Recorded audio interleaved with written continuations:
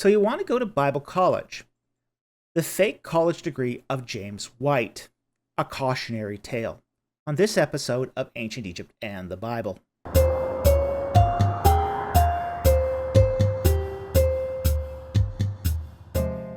Today we are beginning a new series that will discuss how to select a Bible college. And the process is really difficult, which is why we are extending this over several parts. However, in the last couple of days, a controversy in the apologetics community has emerged concerning the fake Doctor of Theology degree of James White, director of Alpha and Omega Ministries. Now, why would anyone want a fake degree? Well, real degrees are so hard and so slow and so expensive. So it is very tempting to buy a diploma that validates my own self-assessment of my abilities so I can call myself doctor. This became an issue once again when James White criticized David Pallmann as someone you shouldn't listen to because Pallmann works at Dillard's department store. Essentially, he poisoned the well by bringing up a piece of irrelevant information that tried to undercut Pallmann's argument. Now, when he did this, White's own academic credentials suddenly became an issue once again. The problem is that White earned his THD, his Doctor of Theology, at a diploma mill called Columbia Evangelical Seminary. Dave Armstrong, in a Pathos.com blog, summarized White's defense of not pursuing a traditional doctorate in 10 points. And what I'm going to do is I'm going to go out through each of those points that were summarized by Armstrong, showing White's reasoning and why it is so flawed. And I hope this shows why you should never get a fake degree from a diploma mill. Now, the first point, quote, many of these accredited theological institutions are theologically liberal. Okay. Now, White's concern here is really misguided for a number of reasons. It is true that many theological institutions are theologically liberal, but it's equally true that many theological institutions that grant terminal doctorate degrees are theologically conservative. So that sort of demands the question, why didn't White pick a legitimate theological institution that was conservative? You know, instead of having to go through a degree mill to get a phony degree, do the work at a conservative institution, and there's many of them out there. I mean, he could have gone to Dallas Theological Seminary.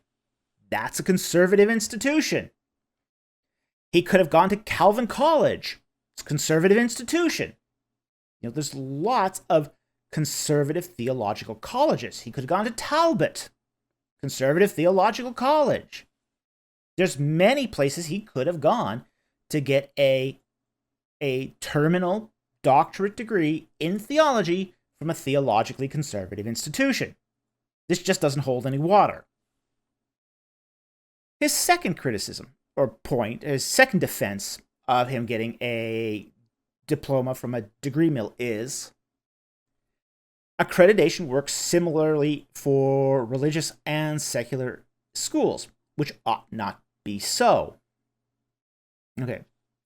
Now, I've heard this used by a lot of unaccredited institutions, and essentially the defense here is that if a school is accredited, then you get the government telling the school what to teach. And that's not the way accreditation works. There's a fundamental misunderstanding here about how accreditation works. And the way accreditation works is they don't actually care what you teach. They care how you teach it. And through the accreditation process, schools are asked critical questions about how they deliver their teaching. For example, does your teachers at your school, are they qualified to teach the subjects that they are supposed to be teaching? Do they have advanced degrees in that particular field of specialization? I mean, you don't want a plumber teaching theology. I mean, there might be some perfectly good plumbers that are capable of it, but this is about quality control. This isn't about just the content. It's about, can this person deliver the content in a way that demonstrates quality? Are your exams properly proctored? Do you have somebody supervising the exams? Are the students required to take courses from multiple teachers, not just a single person? Is the exam, and is there sort of peer review within the faculty to make sure that everybody is doing teaching in a way that is with currently accepted professional practices? This is all about quality control, not content. There is no good reason to rail against accreditation other than to avoid accountability. And I think any institution that tries to avoid accountability by not being accredited is problematic. And I've seen that too many times where these sort of little Bible colleges use this pious crud to say, oh, well, we don't want the government interfering. Well, so we're not going to be accredited. Well, first of all, the government isn't even involved in accreditation. How accreditation it works is it's other schools evaluating the process you use for delivering education, not the content of education itself. So, there's really no excuse for a college not to be accredited. So let's take his third defense of his fake degree. Number 3, he found his own private studies to be more fruitful. Okay. Now, there is an aspect to this that's half true. If you are a self-motivated student, it is possible to do self-directed learning in a way that is fruitful. No question there. The problem is every aspect of your education going to be more fruitful through private self-directed learning? And ultimately, the answer to that question is going to be no. And here's the problem. You don't know what you don't know. That's always going to be the issue. And as long as you only do self-directed learning, you will never know what you don't know. What a dissertation supervisor can do for you is it can show you the places in your dissertation and in your research that have weakness, that are inadequate, that you might not have seen as you're writing it. We all are, in a sense, blind to our own research, which is why we benefit so much from the peer review process. And an accredited doctorate degree is one of those first steps in introducing students to peer review. This is why when we do a PhD, our supervisors, our doctoral supervisors, are the first people to examine our dissertation. See if it has legs. Is our ideas legitimate? Are they well researched? Is what we're saying valid? Is it congruent or incongruent with consensus thinking? And if it's incongruent, have we adequately supported it? And then once we get past our dissertation supervisors, It then goes through an oral exam where it is peer-reviewed by several experts in the field. And if we pass that oral exam, then we are given the doctorate degree. By subverting that process of peer review, while we may learn something through self-directed studies, we are not learning as much as we could learn as when we have our work subjected to the light of other scrutiny, other experts. So I think this is very, very problematic when your only course of learning is self-directed. In a sense, every PhD program is self-directed. It is the student who's directing their own research. But it's being guided as it is being self-directed. And here's the problem with White's statement, is that it subverts the whole guided aspect of the self-direction. It's misleading. It's a bit of a red herring. Because he wants you to think that he is better at choosing his own course than somebody else helping him choose his own course. Point number 4. He didn't want to close his ministry and uproot his family and wanted to stay close to his aging parents. Okay, this one is another red herring. Many PhD programs are, for all intents and purposes, remote. And then you might have to serve a very, very small residency. Usually no more than a few weeks to a couple of months.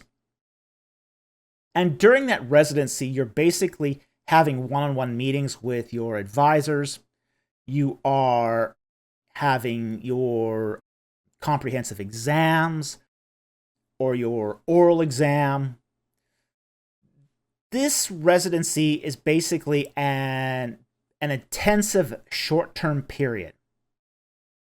So, the whole idea that he would have to uproot his family or close his ministry is really a kind of a bogus thing. I mean, it's really not a legitimate concern. It almost sounds like he's really desperate here to find an excuse to justify what he did. Point number 5. Expenses of a conventional higher education were prohibitive. Okay. Oh boy. He is supposed to be going for a doctorate or terminal degree. Very few doctorates are self-paid. Essentially, most doctorate degrees, because they are so long, usually 3 to 15 years, are supplemented, if not completely paid for, by a stipend or by a studentship or a scholarship. So when I hear that a PhD program is so expensive that it is prohibitive, it tells me one of two things. It tells me that either he didn't look into it to begin with, so he just took the easy way out without actually applying for PhD programs, or he couldn't get into PhD programs. And if he couldn't get into them, of course, he's not going to qualify for student aid to begin with. But practically every PhD program I applied for basically had with it a student aid package that covered the entire expenses. Now, there are exceptions. Like, for example, it is possible to go abroad and to enroll in a PhD program that is unfunded, in which case you're having to pay for it yourself, either through student loans or out-of-pocket expenses. But that doesn't make it prohibitive in and of itself. Especially not somebody with a ministry like James White. I mean, James White, by all appearances, has a successful ministry. We're not talking about somebody here whose higher education is really beyond his means. We're talking about somebody who's been here in ministry for 30 odd years, who should at this point have enough financial resources that he's able to afford this without having to resort to a bogus fake degree. Point number 6. He was already a published author with some influence. Okay. This is the "I'm too good to be a student" excuse. That's pride talking. That is simply pride. This is the idea that, well, I'm so respected that I don't need any more education. I know it all. There's no rational reason that can overcome a overinflated sense of importance. And that's clearly what's on display here. It doesn't matter how well published you are. You can always learn more. You can always learn more. This is one of the problems I have with White, is he has become heady. If you think that you're a teacher that has nothing more to learn, then you're really not a teacher. You're a ideologue. One of the things I say is that always learn. I hold a legitimate PhD, and I find I'm always learning. There's always new stuff to learn. There's always stuff I don't know. And when I stop learning, I stop being an effective teacher. Learning is an essential component to being a good teacher. Before you can become a good teacher, you have to be a good student. And you cannot cease being a good student to remain an effective teacher. Because when you do research, that is actually learning. And research and learning is going to inform your teaching. It's a constant cycle. So when he says that, he's already a published author with some influence, that's just the "I'm too good for education." Point 7. He could design his own curriculum. Wow. Again, this demands the, well, do you know what you don't know? Yes, we could all design our own curriculum.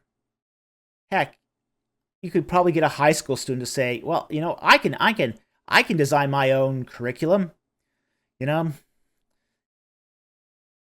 15 credits of video games, 1 credit of slacking off.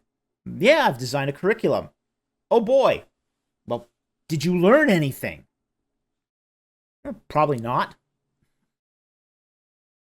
You need to be able to have the wisdom and the experience to understand what is an acceptable curriculum. And this is one of the problems with CES, is it allows students to have complete free reign over their own curriculum.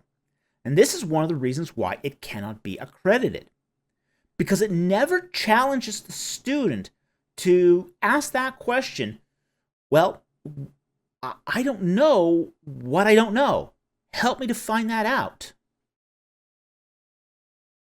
So if you've got a degree and incredibly low standards, that is a toxic combination where you get virtually valueless degrees.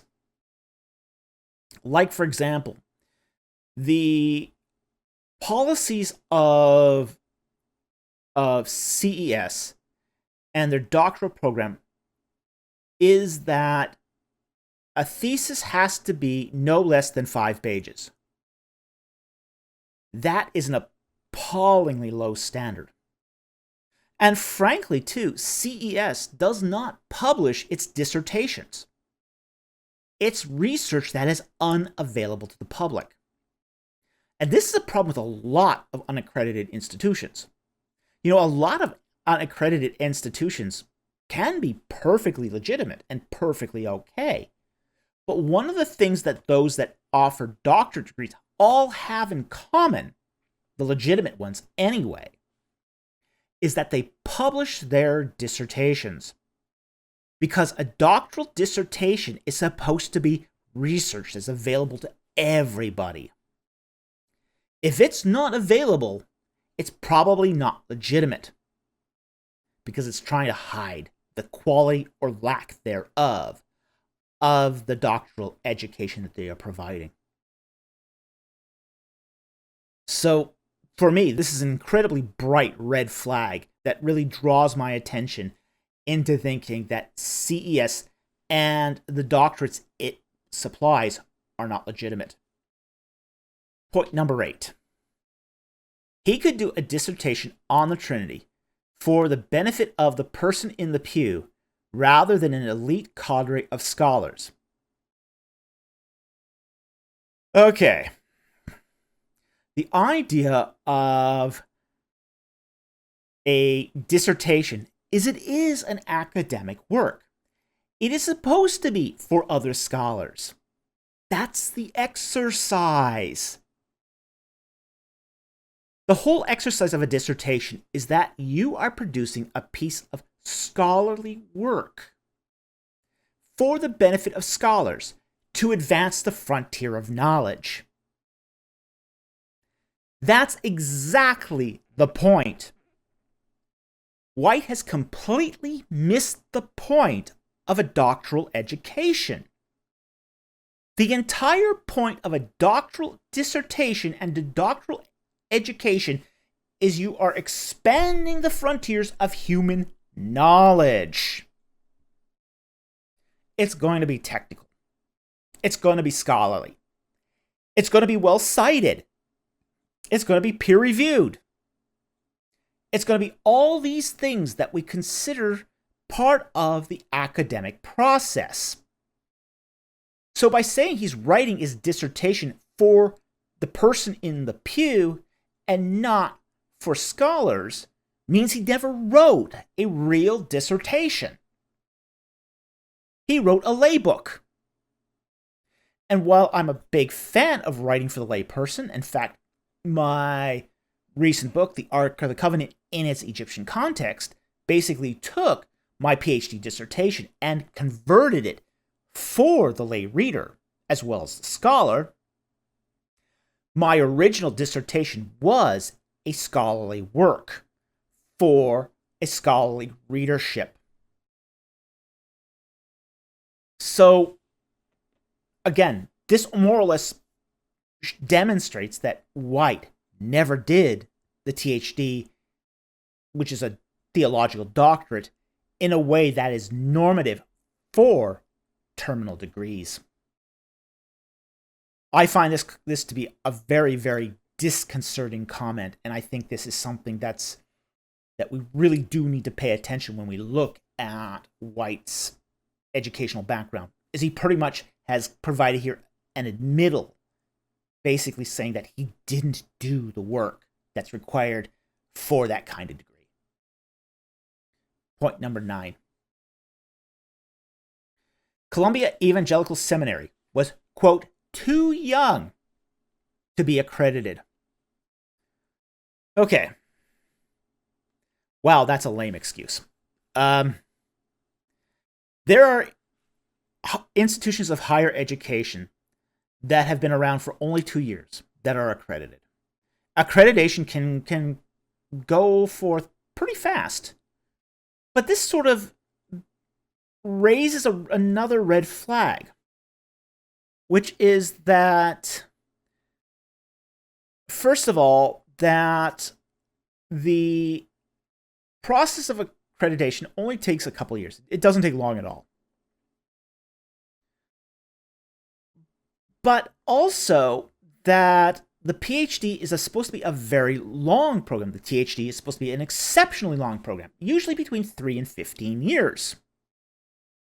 Well, how long did White take to write his THD? Was he closer to 3 or was he closer to 15? Well, if it is 3 years, then there was more than enough time for Columbia Evangelical Seminary to become accredited. But Columbia Evangelical Seminary has never been accredited. It still to this day remains unaccredited. What's the excuse? Is it still too young?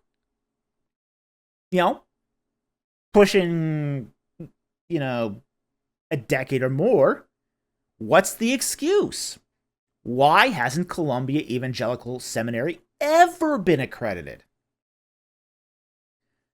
It's kind of a red herring to throw out that CES is too young when it's never pursued accreditation and, frankly, cannot pursue accreditation.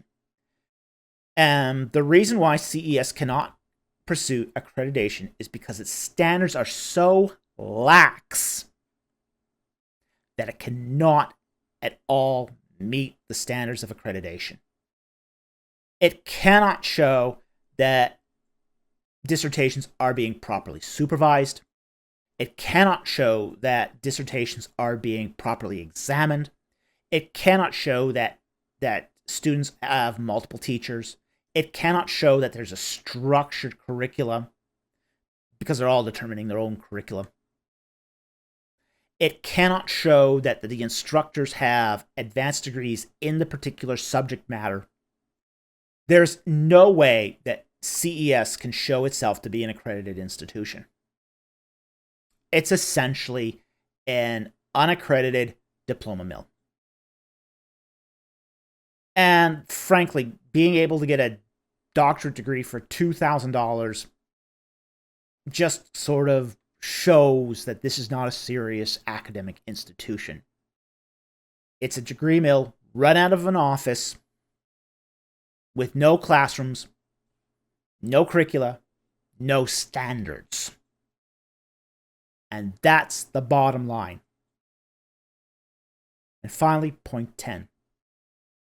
A person's scholarship is not determined by the name of the school he or she attended, but by the quality of that person's writing, speaking, and teaching. Okay. It's really determined by one's writing, if we get right down to it. Scholarship is really about what is your ability to advance the frontier of knowledge. It's really what it's about. Lay writing doesn't count. Sorry. James White does, in all his books, does primarily writing for the lay person.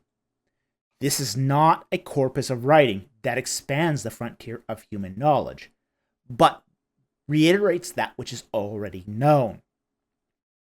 Therefore, White's writing isn't scholarship. It's regurgitation. The quality of his scholarship is unknown because his scholarship has never been subjected to peer review. Neither his articles, which have been essentially for popular press magazines like Christian Research Journal, or through popular press books. Essentially, he has no peer review publications. He has no peer-reviewed books. Everything he's written has been for the lay reader. So we cannot judge his scholarship. It's a complete empty vacuum. We can't tell if it's good or bad because he's never subjected his writing to the standards of peer review. Neither through peer review presses, nor through the peer review of his dissertation through a bona fide doctoral program. There's no way to judge it as good or bad. It's just an empty slate. It's a null value. So while White postures here that his scholarship should be judged by the quality of his writing, speaking, and teaching, he hasn't presented his writing in any way where the quality can be evaluated. So, even here, his own criteria fails to understand the process of judging academic works and thus scholarship. Overall, we can see that most of White's objections to getting a traditional degree stem from a failure to understand higher education and the academic process. This terrifying ignorance is why no one should ever buy themselves a fake degree. Pursuing a fake degree subverts real learning. It's intellectually lazy. Now, there is one good reason to get a fake degree, which is to give your pet a degree. So now, my pet rabbit has the same terminal degree as James White, which is justified since she has literally digested more books than he has. But ultimately, White dances around the real reason he chose a fake degree. He spurns higher education and all that comes with it, and yet still wants to call himself a doctor and claim a THD for himself. The real reason is so he can call himself a doctor, to buy himself respect, to earn more money. It's simony, plain and simple. And it's disgusting, and it has to stop. Anyway, I want to thank you for being with us today. I hope you learned something, and I will see you next time on the next episode of Ancient Egypt and